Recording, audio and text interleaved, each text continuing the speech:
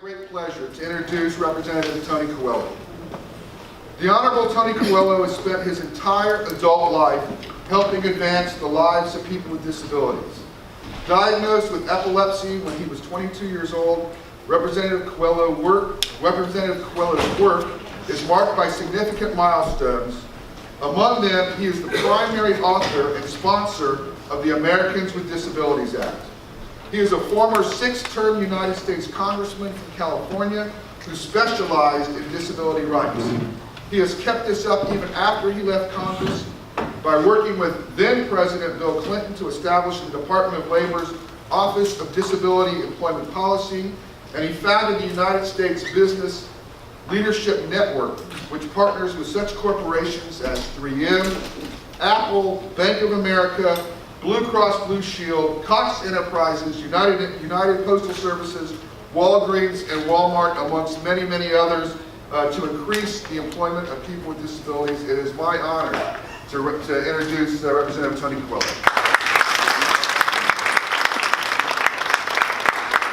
Thank you, Eric. Appreciate it very much. It's an honor to be here today. I picked up this little brochure, and I want to tell you that I go all over the country. This is excellent, and so if you haven't seen it, pick it up. Above the first thing you see is unlocked, and that's what employment's all about. I take the view that if you give me the right to fail, then I have the opportunity to succeed. And what happens in our country today is so many people ask the question, can you do this if you have a disability? And I'm saying, how do you know unless you give us the opportunity to fail? You give everybody else the opportunity to fail. Why not give us the opportunity to fail? And so it's basically turning around and psychology that exists in this country. You know, I always go back, and most of you are too young, but Jerry Lewis had these telethons, and he was a comedian.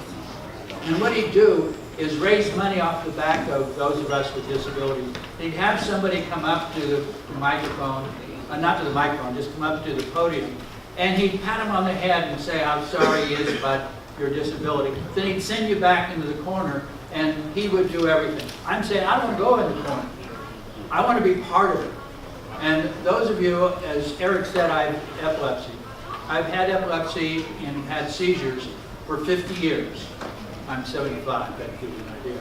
So I've had seizures. I just had one last week. I still have them. And so every morning when I get up, I don't know if I'm going to have a seizure or where it might be. And so I have an opportunity, I've had the opportunity to work, even though I was discriminated against to begin with. I was discriminated against by my parents who thought I was possessed by the devil. And that's a cultural thing with a lot of different groups. And, you know, I always say that my Republican friends know I'm possessed, but to have your family think you're possessed is a little bit different.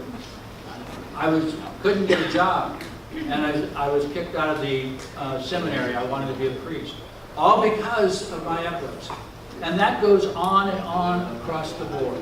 And as Eric said, there's a high percentage, 75% of those of us with disabilities who don't have a job. And let me tell you why a job is so important. A job is so important because then you have the opportunity to provide for yourself, to provide for loved ones. You have an opportunity to get a home. You have an opportunity potentially to buy a car. You have an opportunity to participate in society just like everybody else. Without the job, you don't. Without the job, you're dependent upon government services and so forth. With the job, you can eliminate that. I've said to the last 5 presidents of the United States that I don't know of any group other than ours who wants to pay taxes.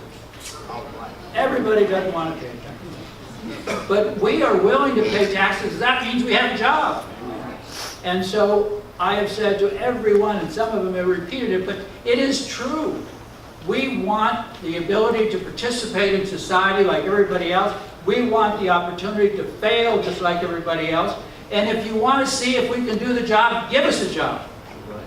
And if we can't do it, fire us. There's nothing that says they can't if we don't do the job.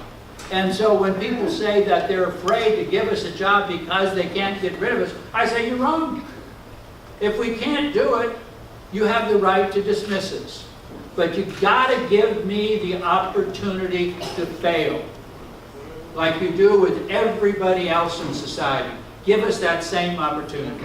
So I love what you're doing. I love the fact that you're pursuing people in the state assembly and state, I don't know if you call it assembly here in California, you do, but the lower house and the upper house and parliament, British, in Congress, in the legislature, to get them to understand that Georgia is way behind. Georgia's way behind the rest of the states in providing opportunities for employment. And it's so important that they recognize that we as a community want this assistance. Now let me just say one other thing before I get off. And that is, we'll never get this. We'll never get the opportunity to fail if you don't press people to give us that. And it's not me. I'm going to be speaking to the Senate in a bit. But it isn't me, it's you. And we as a community have to get aggressively involved politically so that people know that we have votes, that people know that we have influence. And if you aren't willing to be involved, then don't complain about government not taking care or insisting that you get an opportunity to work. So it is, if you take the fact that 10% of our population are people with disabilities, and then you take our loved ones and you take those who care for us, that's about 20%. And that is an amazing part of the population. There's no other group larger than us except for women. And so everybody else gets an opportunity to participate except for us. Why not?